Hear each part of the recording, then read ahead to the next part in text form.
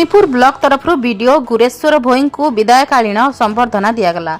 कोरापुट आदिवासी अधुषित Laxmipur block रे दीर्घ 2 वर्ष बीडीओ भाव दायित्व रे थिबा बीडीओ गुरेश्वर भोई को राज्य सरकार गत वर्षे तले लक्ष्मीपुर ठारू बलांगीर जिल्लार गुड़बेला ब्लॉक बदली होइथिला बेले लक्ष्मीपुर ब्लॉक को कौनसी नूतन बीडीओ बदली होई नथिबारु श्री भोई दीर्घ 1 वर्ष ऊर्ध्व समय धरी लक्ष्मीपुर ब्लॉक दायित्व रे रही बीडीओ गुरेश्वर भोई दिन राति एक करी लक्ष्मीपुर विकास कार्य करथिले। एपरिकी श्री भोई राज्य और केंद्र सरकार को विभिन्न जनहितकर योजना गुड़िक किपरि लोकंक पाखकु पहुंचिबो एवं लोके केमिति उपकृत हेबे ताहा उपरे दृष्टि रखी कार्य सुचारू रूपे तुलाइथिबारु बीडीओ गुरेश्वर भोईଙ୍କ समय रे लक्ष्मीपुर ब्लॉक पूर्वतन मुख्यमंत्री नवीन पटनायक थरे और वर्तमान मुख्यमंत्री मोहन माझी समय 2 थर एपरिकी 3 थर लक्ष्मीपुर ब्लॉक राज्य सरकार द्वारा पुरस्कृत लाभ करथिले।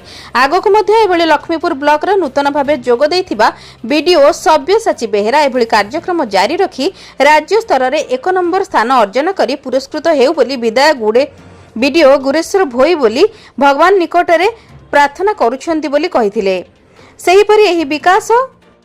सेहीपरि विदायकालीन संबर्धना उत्सव में लक्ष्मीपुर ब्लॉक नारायणपाटना ब्लॉक को निकट में बदली होइथिबा कनिष्ठ जंत्री श्रावणी पाढ़ी एवं एडीओ के गंगाधर को मध्य उत्तरीय बीडीओ सह विदायकालीन संबर्धना देइथिले। एही समय रे लक्ष्मीपुर ब्लॉक रे नूतन भावे जोग देइथिबा बीडीओ सब्यसाची बेहेरा को ब्लॉक अध्यक्षा श्रीमती सुआई कुलेसिका और उपाध्यक्षा श्रीमती आरती कुलदीप और समस्त कर्मचारी पुष्पगुच्छ दे स्वागत करथिले।